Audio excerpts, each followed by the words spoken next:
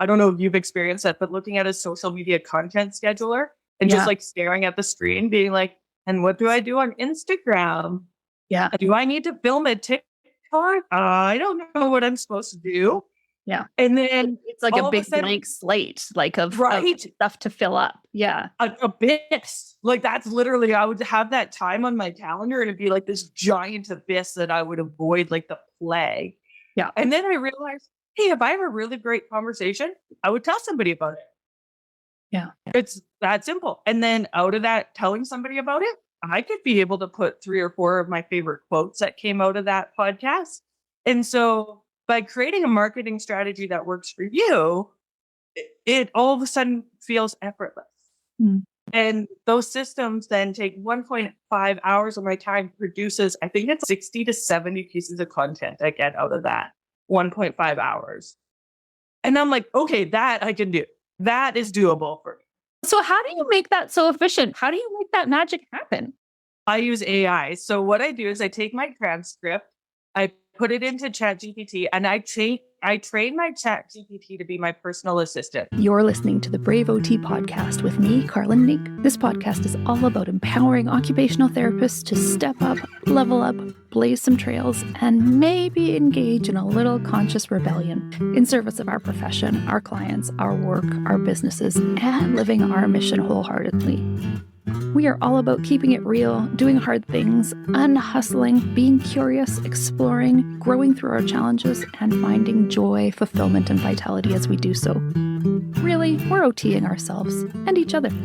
I hope you love this episode. This conversation is a special treat. I connected with this guest who is a business coach, not an occupational therapist here in Alberta. And I connected with her online because we share a lot of similar values around following the typical advice that you get from most business coaches. You're going to want to listen to this whole thing. She gives a lot of really good concrete tips, particularly around streamlining your marketing using AI. Brettany Sorokowsky is my guest, and she is passionate about helping business owners design and operate businesses that support their desired lifestyle. Before we jump into today's episode, let's give a shout out to our sponsor, Jane, a clinic management software and EMR. Whether you're just starting to do your research or you've been contemplating switching your software for a while now, the Jane team understands that the process can feel intimidating. That's why their goal is to provide you with all the onboarding resources you need to make the switch as smooth as possible. Jane offers a personalized call to set up your account, a free date import, and a variety of online resources to get you up and running quickly. And if you need a helping hand along the way, you'll have access to unlimited phone, email, and chat support included with your Jane subscription. If you're interested in learning more, book a one-on-one demo at jane.app/switch. And if you decide to make the switch, don't forget to use the code VITALITY at sign up to receive a 1-month grace period on your new Jane account. Welcome, Brettany. I really appreciate you being here today. Could you tell us a little bit about you and what you do? Sure. So I am a serial entrepreneur. I've been a business owner since I was 12 years old. Right now, I am in the coaching space and in actually helping people form business plans. I found that's something that I absolutely love is helping businesses set themselves up on a firm foundation. And some of that is intangible skills and some of that is tangible skills. So I help my clients set themselves up for success so that they can get the businesses that they want, that produce the results that they need to be producing and fits the lifestyle of the business owner. So I've had the privilege of working with loads of humans and able to help business really create what they want for their lives. And you help a lot of healthcare professionals, don't you? I do. It seems to be a niche that I accidentally found. I don't know how it all happened, but I love how we trip into a niche and then people tell a friend and they tell another friend. And I think it's more than just tripping, right? Like we as healthcare professionals, my podcast is for other OTs, but other people are listening, but we don't get a lot of training in business. I took one course actually in my OT degree on business and we made a business plan, old school. Also, because it was a long time ago and I'm old, but there's that. And you are somebody who specifically respects that healthcare professionals come with a set of responsibilities and ethics and values. and you honor that in a way that not every business coach or business support does. Can you tell us a bit more about your philosophy there? I think one of the biggest things that I've witnessed is the fact that lots of coaches, they have, it's a monopoly board. So you're just going around their monopoly board. And lots of times, healthcare professionals, anybody who's actually signed an oath, whatever that may be, but I know OTs in particular have insurance they need to have. There's the whole checklist Yeah. that people in this profession need to abide by. But when you're sitting into you're working with somebody who just runs their business like a monopoly board, lots of times when you get, especially to the marketing element, they want you to say, I will promise this. You guys can't promise that. So that's something that shouldn't even be on the table. There is things that you guys can say will benefit them Yeah. because there is obvious benefits of working with an OT. And but it's not going to be, I'm going to 10 times your movement of your knee. That's not something you guys are going to say. And so lots of times business coaches don't necessarily understand what you guys have entered into as agreements and contracts or been trained, because you guys also get trained in the ethics side of health and wellness. And then it doesn't fit into that monopoly board. So lots of times I think it gets frustrating for coach and client because coach can't get what they know how to do to get results. Client can't do what they already entered into contract. And so there comes this like disenfranchisement between coach and client. And I think that happens quite a bit. Yeah, it's so true. And so often you'll hear kind of the statement from the coach that that person's just not doing the work. You follow my formula and you're going to get this result. And you're not following my formula. And we sit there and go, but I can't actually. I can't in good faith, even though a lot of us are building coaching businesses. But if we are also maintaining our license as a healthcare professional, we still need to, we're out there representing ourselves, whether have our OT hat or not on, we're still held to that highest level of responsibility. And yeah, it can be a really push-pull, and being able to work with somebody who honors that is really key and respects it. Yeah. And I think when you're looking for a coach too, you want to ask some of these questions like, do you have a blueprint that we follow? And this is just hot tip for your listener. They're Yeah. going to answer yes. That's the answer you're going to get. Yes, I have a blueprint. Yeah, The they want it next to be question, easy, right? Yeah. yeah. And so then the next question is do you allow flexibility within that blueprint? So as a client, make sure that you're asking really good questions of somebody you're thinking of hiring, Mhm. because you don't want to run into that disenfranchisement. You don't want to spend hundreds, thousands, tens of thousands of dollars on stuff that isn't going to work for you. Mhm. But you want to make sure that you have that clarity before you enter into another contract. Because when you hire a coach, you enter into another contract. Yeah. So ask some of those questions. Do you respect what standard I am held to? Do you understand what standard I am held to? Those are just some really good clarifying questions that when you're on a discovery call with somebody, just ask that. Yeah. Because there's nothing wrong with asking that question. I just think lots of times we don't think about it. We're all excited about the results they're promising, that we sometimes get lost in the excitement. And then I just feel like that you don't want to run into those points of friction. And I think it happens not just in this industry. I think it happens in a lot of different industries as well, that you didn't quite get all the answers you needed on that discovery call. Now you're committed, you're in a contract. What do you do next? And that's something I think just all humans who are looking at hiring a coach, a mentor, whatever it may be, should just ask a few more clarifying questions. Yeah. Yeah. So true. I like that you buck some of the norms. I know when we first had our first conversation, it was around that we really bonded on the fact that there's a lot happening out there in the business coaching industry that just feels yucky, and Yeah. you're not for it.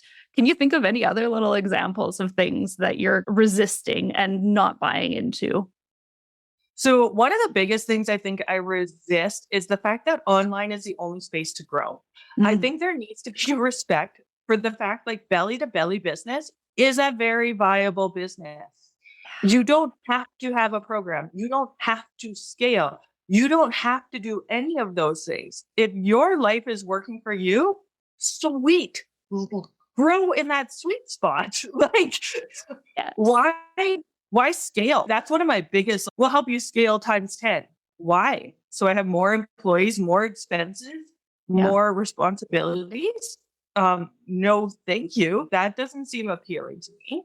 Yeah. I don't want social media to be the only way that people can know and trust me. It is a great tool, but it's simply a tool. It's not the end all be all. And so often, I think people don't look at the human that's attached to the business. They look at what success looks like, and then try to pigeonhole it in. Where I'm like, you know what? Success can look like I get to send my kids to school every morning. Success can look like whatever you want it to look like. There's really no definition of what success looks like. Yeah. And most often it's not attached to a dollar amount, it's attached to a lifestyle. And so often social media starts dominating, our phones start dominating, our clients start dominating, and we don't actually start to look at how to protect that lifestyle that you started the business for. Oh, so true. Yeah, you get caught up in there's a lot of toxic positivity around quit playing small and you're here to win. And was that ever the vision? Like when you started, most of us, it was that sense of wanting autonomy and flexibility to be able to do our things, live our life and volunteer at school and do the stuff. And you live in a rural area. It's like being outside on your land, interacting, growing things. And it's, that's generally, we didn't start out with the vision of something really giant and scalable. Do you know the story of there's a story of the fisherman and the businessman? Have you heard that one? No, I have not. Oh, okay. So the fisher and the businessman, there's a fisherman who's in Japan. He's out there, he's fishing, bringing in fish. And a businessman comes and says, wow, I see you're catching a lot of fish here. You could really make this a big thing. And like you could hire other fishermen and you could employ all your friends and you could get into production and you could create a plant and you could sell all this stuff and you could do all these things. And he said, no, thank you. I enjoy my life. I fish a little bit. I feed my family. I sit down in the evening with my friends. I have a glass of wine. We enjoy each other. No, thank you. And he says, oh, but you could scale and you could have all this money and you could look at all of these possibilities. And he says, why? And he says, so you could have all of this money. Okay, what would I do with that? Then you could retire and then you could sit on the beach and fish and have a nice wine with your friends. And okay, yeah, I see. So you want me to do all that so I can do what I'm doing now? Yeah, no, thank you. I'll just keep doing what I'm doing. And I don't think lots of people, they get caught in that like hamster wheel of success, of all of that jazz. And I think for me, one of my biggest lessons is I learned this in my late 20s is you can be broke at any level. One of my clients, I will never forget working with her. She was making $250,000 a month and in the red $5K a month every single month. Oh. And I'm like, why don't you just save yourself the headache and the $5K? You can just close your doors and be further ahead. But to the world, she had a very good name. She's got a big brand. She's got a big business. She's got lots of clients. She's doing all the things, but she's working 80 hours a week. She's got 15, 20 staff members. She's got a marketing budget that's bigger than I would ever want to be paying. Yeah. And I'm like, but when you look at the bottom line, she would have been better off to close her doors. Yeah. And I think that's where ego starts to come in. All of those other emotions start to come in.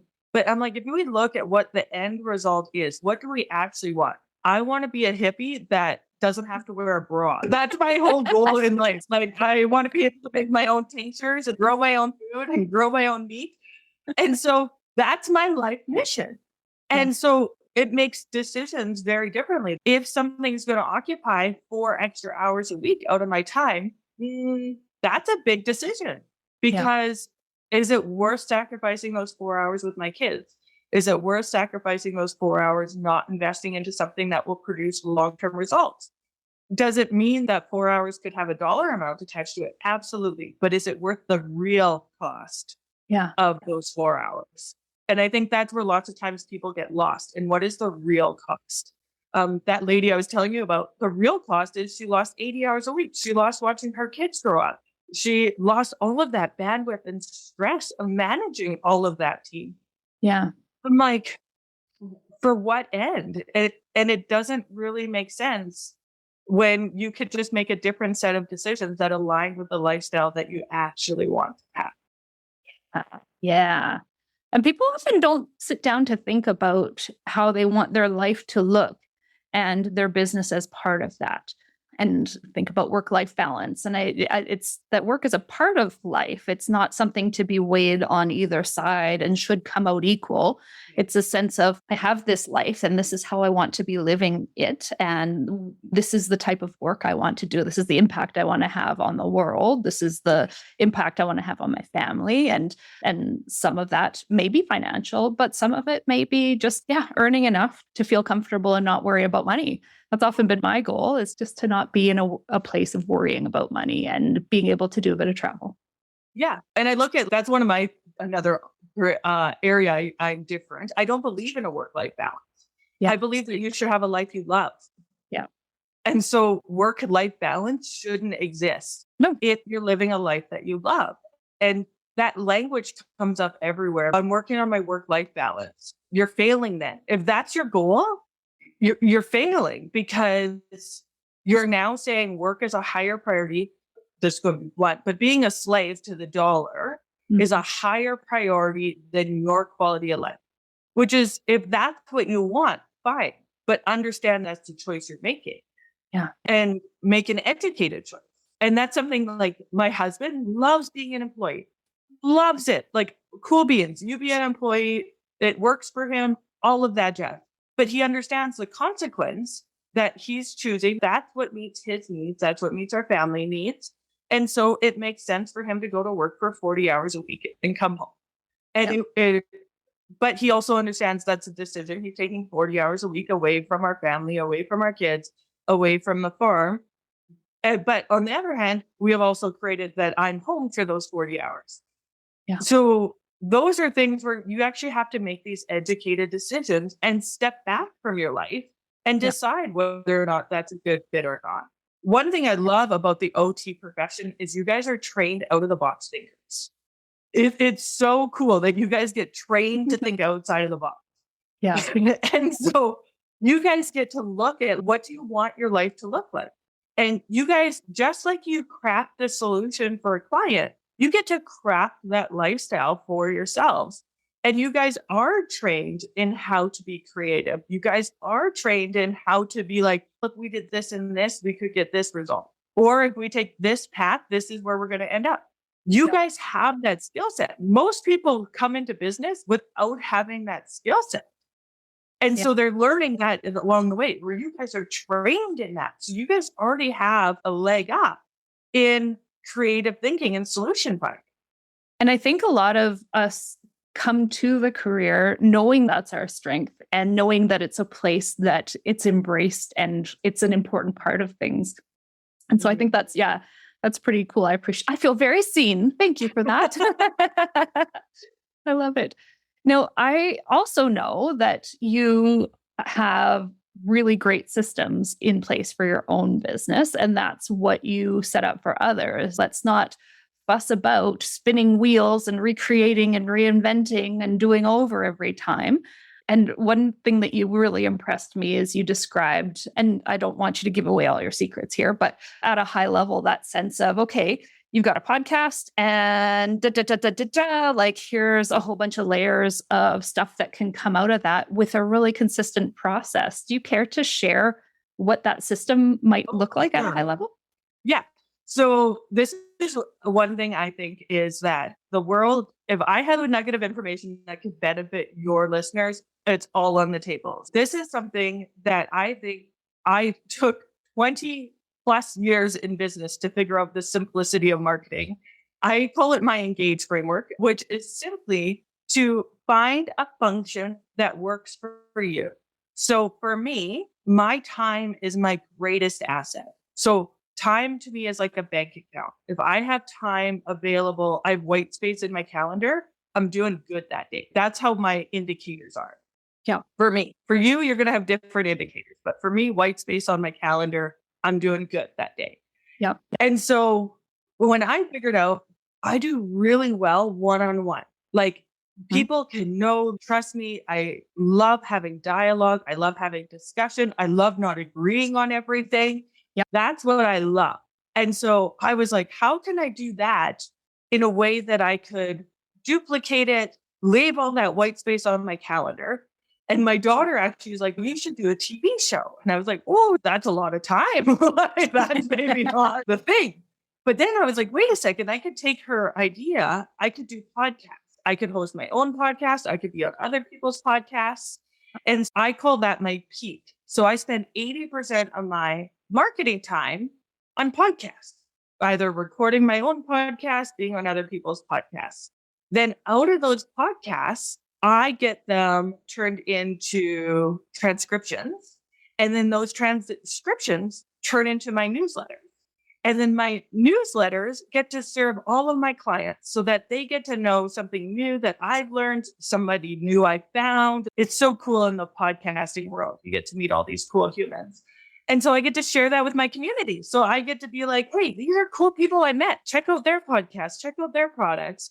And then out of that, I get to submit articles. And so one is supporting my community. And then the next layer is, how do I create a name for myself? How do I create clout? One way to do that is articles, being featured on other people's podcasts, all of that jazz. And then the remainder of the content gets sprinkled down into my social media. And it literally is a giant waterfall that literally is 1 hour, I would say 1.5 hours of my time produces all of that content. Wow. And it's so simple because I was like, man, I don't have to spend. I remember, I don't know if you've experienced that, but looking at a social media content scheduler and just like staring at the screen, being like, and what do I do on Instagram? Yeah. Do I need to film a TikTok? I don't know what I'm supposed to do. Yeah. And then it's like a big blank slate, like of stuff to fill up. Yeah. An abyss. Like that's literally, I would have that time on my calendar and it'd be like this giant abyss that I would avoid like the plague. Yeah. And then I realized, hey, if I have a really great conversation, I would tell somebody about it. Yeah. It's that simple. And then out of that, telling somebody about it, I could be able to put 3 or 4 of my favorite quotes that came out of that podcast. And so by creating a marketing strategy that works for you, it all of a sudden feels effortless. And those systems then take 1.5 hours of my time, produces, I think it's 60 to 70 pieces of content I get out of that 1.5 hours. And I'm like, okay, that I can do. That is doable for me.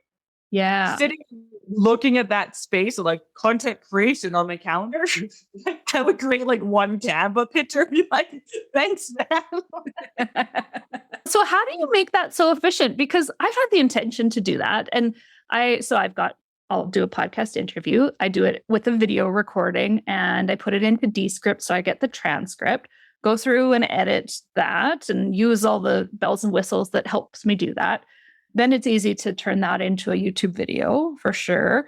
Easy to pull the transcript. And another thing I do is I'll pull some highlights out as a clip, like even the clip that tends to go at the start of that teaser. I tend to use that as a reel to promote people listening to the podcast. But that sort of taking it and turning it into 57 more pieces of content within a short amount of time. How do you make that magic happen? I use AI. So what I do is I take my transcript, I put it into ChatGPT, and I train my ChatGPT to be my personal assistant. So you can have different chats inside of ChatGPT. Yeah. One is my personal assistant, one is my marketing assistant, one is my sales assistant. And so I train the chat so that she knows, I call it a she. I don't know if it's a girl or a boy, but whatever. Mine is a girl. She knows who my avatar is. She knows what their pain points are. She knows what their internal objections are, their external objections, all of that. So inside of these threads, one chat, you open up your conversation with your personal assistant as one chat that she's continuing on with everything you've entered in previous chats. And you just keep asking. Okay. Yeah. So then, for example, we would do this recording. I would run this recording through Otter AI is the program I use. Yep. And I do it actually when I'm like going to do chores. I just leave it playing like on my computer and I'm not even in the house. So it's doing its thing. And then I put that into copy and paste the whole thing. And I go, based off of all the information about my client, can you create a summary of this content? Okay. Do you understand? Yes. And away she goes. And then out of that summary, can you pick 5 newsletter topics?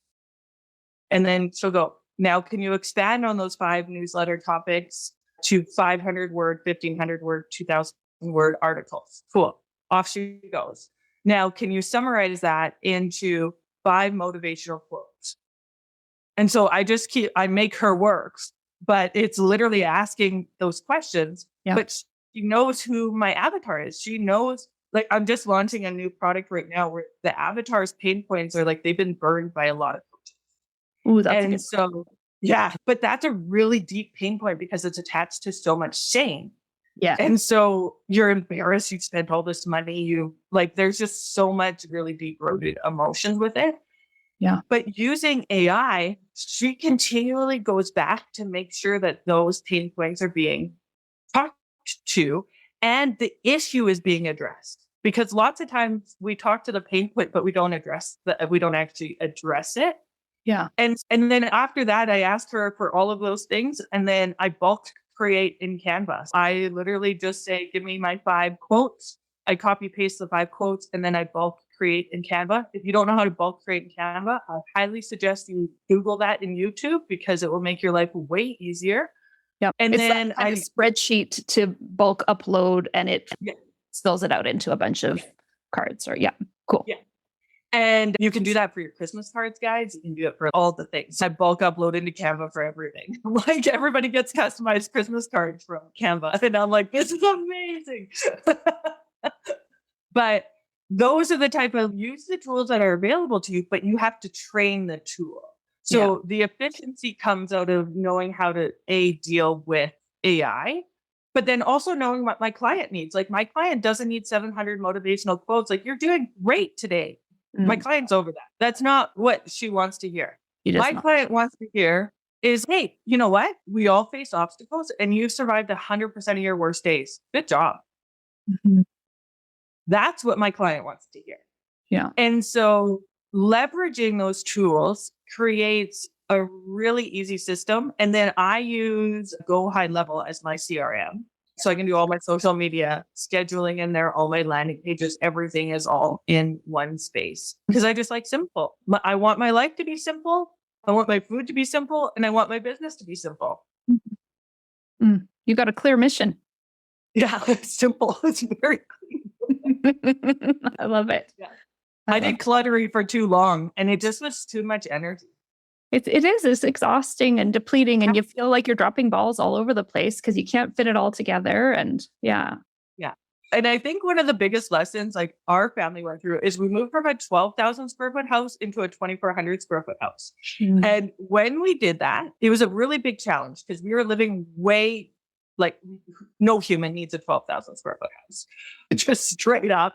If you want it, great. And I did want it at the time and then I didn't want it. Yeah. And just simplify our lives from 12,000 square feet to 2,400 square feet. And then after we did that, I was like, we still have so much stuff we don't need. I was like, how did we live this cluttery? Like, no wonder we had to have help. No wonder I had to have cleaning ladies. No wonder I had to make my life so full when I don't actually need that. The target shifted and the value shifted. And so that clearing out of things. And then I realized I had been doing the exact same thing in my business. I needed to have this offer and then I needed to have this upsell and then I needed to have this bump. And then I'm like, why? I don't. Totally. Right? Yes. Start pruning the branches. Every one of those branches was another $15 or $20 a month thing we signed up for because we needed that little piece of the funnel. And I've even found too, in transitioning to Go High Level, there's still remnants of my previous funnels that I haven't fully integrated. So I'm paying for those too. And being able to streamline I also think about like in that decluttering reference, right? I know when I chose what coaching niche I wanted, I went through all of my therapy client files and went, who would I like to see again? What are they like? What do they have in common? And just that feeling like, do I feel like seeing this person again? And people have often joked, oh, so you Marie Kondo your caseload. And it's exactly that, where you're talking about that with business processes, right? Like which things align, which ones don't, and find that way to more ease by engaging in the parts of your business that do come a lot more easy. And then how do you streamline the rest? Or are they even necessary? Yeah, that's my bigger thing. Like, I really struggle with this idea of outsourcing. Yeah. Because like when you outsource, so this is like a really interesting fact that took me a moment to catch, but every human that interacts with your business is actually 7 touch points. So you have to manage their emotions. You have to manage how they work with you. You have to manage how they work with others. You have to manage their communication. And then you add a non-English, English is a second language barrier. You're now at 9 touch points. Right. And so every time I hear the word outsourcing, I'm like, can you just let the person know that you're asking them to take responsibility for 9 new threads? Mm. And is that something they want? So yes, it's only $6, $8, $9. Cool. The dollar amount doesn't matter. Are you willing to accept that responsibility for another 9 connections that you as the business owner are responsible for? Let alone when you outsource your bookkeeping, you outsource your social media, you outsource your sales. I'm like, all of these now you're at 50 connections very quickly that are work. Yeah. And yes, sometimes like I outsource my sales. I will forever outsource my sales because they're better at it than me. But when I outsource my sales, there is no sales team meeting because I don't want those bonds formed between the salespeople, because then I have to manage those bonds. And I'm like, just little things like that where I'm like, no, my simple's the goal. So how do I simplify this down so that I can actually produce the result that I want? Not doing sales calls helps me have white space on my calendar. Not having them interact with each other means I don't have drama. That is all good. Yeah. And many solopreneurs never had the vision of managing teams. And it comes as a suggestion that you could hire a VA in another country to do this for a lot cheaper. But yeah, you're pointing out how you're still essentially managing a team. Yes. And have no skill set typically to manage the team. No. Yeah. But then that's what's terrifying. I'm like, whoa, let's self-manage first, and then you can have that next conversation. And if it works then. But lots of times people don't have the systems, they don't have the processes, they don't have the people to be able to take that step. And so I think that is a premature step that lots of people make unknowingly and then get frustrated that it didn't work. No part of it was set up to work. Mm-hmm. So let's set you up properly so that you have the processes, you have all that in place. And then it's a really simple offload and you're only managing 1 connection. And so tell us a little bit more about your service, because that's one of the things you do, right? Is you'll help people set that system up. Yeah. So I actually have just shifted everything into an annual membership, because one thing that I really have found is like people are tired of the upsells everywhere. Like you can have this program, but it doesn't include this. That's an extra $900. And what we have put together is actually me and one of my dear friends, literally an annual membership. So she comes from a corporate marketing background. I come from a business foundation background. And inside of the annual membership, we give everybody a go high level. We have business plans. We have roundtables. We have work together sessions, because that's one of the biggest things I found as a solopreneur is, I need to work on my business, but I would like somebody else to also be working with me. Like, I don't want to be doing everything by myself. So we've created these rooms that like you can come and work on your marketing and I can come and work on my marketing, and we'll just have music playing in the background. And if you have a question, ask it. Like really meant to be a collaborative workspace environment. So I've taken my a la carte business model thing and turned it into this annual membership community that I think is going to be such an amazing thing, because A, it's not a super high price point. B, it gives the support as needed instead of being like this is what you have to do here. Then you have to do this. And then you have to do that. No, everybody's business is going to be different. You're going to have access to all of our expert team. You're going to have all of the resources that you need to solve the problem that you're currently facing in your business, which I think is so cool because I know I got tired of, I have your answer, but it's $20,000. And so let me know when you want to join a program. I don't want the $99,000 worth of your things. I only want the $100 question answers. Yeah. And so that's why we decided to put together this annual membership and really support the solopreneur as they're going through the journey with maybe a little high level thought process as they grow into it, the CEO they're designed to be. That sounds great. Yeah. And that sounds like just that right size as they go along. Yeah, because I know. So for example, I ran into a problem. I've been in business for a long time. And last Monday, I had to fill out this piece of paper. This piece of paper had a lot of consequences attached to it. And my inner limiting beliefs were like, oh, I don't think you should fill out this piece of paper. And I was like, oh, this is a good example. I'm not the only person this happens to. But luckily, one of my team members comes from like contract law. That's her entire background. So I put what I thought I needed to put on the piece of paper. And then I was like, yo, can you just look this over for me? And she sent me back 3 or 4 things to tweak. And now you're good to go. And I could just feel the whole weight to come off of my shoulders. Yeah. And I was like, that was like a 3-minute interchange between the two of us that I was like, man, that is worth so much to be able to have that confidence that like, I can have somebody else look over my work. Is my landing page copy landing where it's supposed to be? Do I have too many emails? Is it like all of those type of things? But by having it as a collaboration, you just bring that forward. And then we literally go through it and work as a whole team on it, which I think is such a cool thing to have. Yeah. Oh, I love that. That's really great. How can people find you? The best way to find me is actually on Facebook, Brettany Sorokowsky.